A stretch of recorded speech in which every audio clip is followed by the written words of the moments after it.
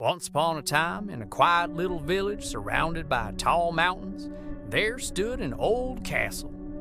Everyone believed a scary vampire lived there. His name was Dracula. The villagers whispered about him at night, saying, "Stay away from the castle or Dracula will get you." But the truth was very different. Dracula was not scary at all. He was kind, gentle, and a little bit shy. He loved grape juice, soft music, and storytelling. Most of all, he loved making new friends, but nobody ever came to visit him. One evening, two children, Emma and Max, were looking for their lost puppy, Bingo.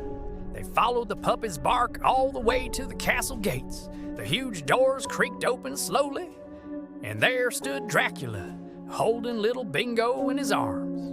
"Is this your puppy?" Dracula asked in a friendly voice.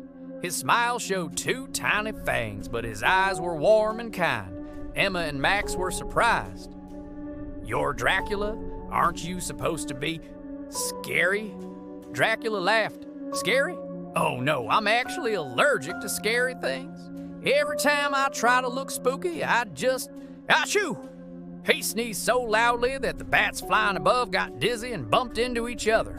The children burst into laughter. Dracula invited them inside.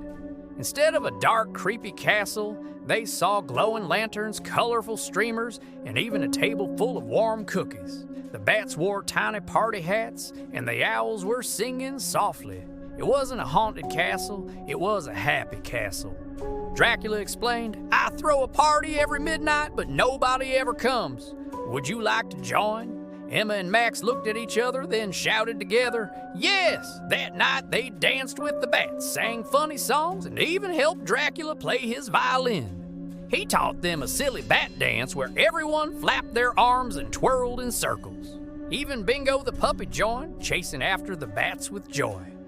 When it was time to leave, Dracula gave Emma and Max a glowing bat-shaped lantern. "Whenever you're afraid of the dark," he said softly, "light this lantern. Remember, even in the darkest places, friends can shine bright." The children hugged Dracula goodbye and promised to visit him again.